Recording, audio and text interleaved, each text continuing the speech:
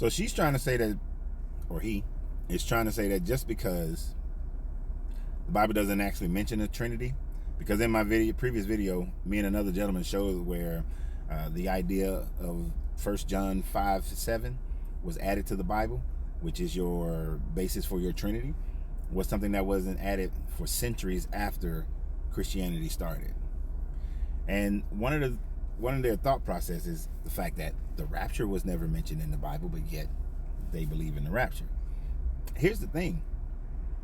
There was no such teaching as the rapture until the Puritans came around, and then it was popularized in the 1800s by John Darby. Before that, Christians didn't believe in a rapture. And when you point to things like Matthew 28, or you look at Revelations and those verses where it talks about there will be two in the field and one will be taken, they're not talking about an end time rapture.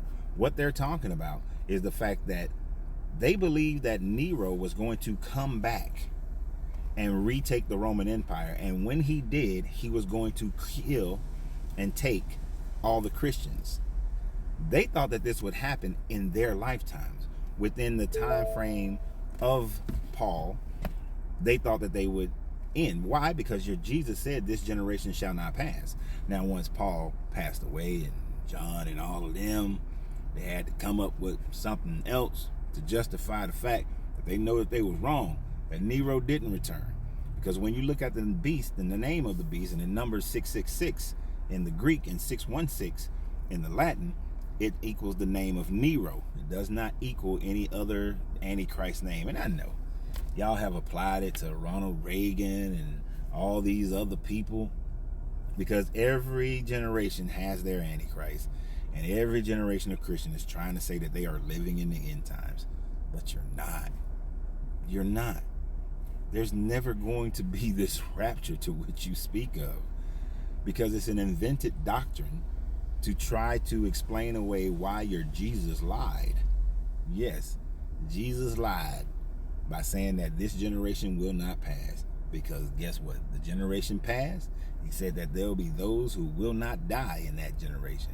They all died. This is why Paul was telling the people, don't marry anybody. Don't get married. Stay focused on Jesus. Stay focused on the kingdom. But if you cannot bear it, then it is better for you to marry than to burn with the desires of sex. That's what he was talking about.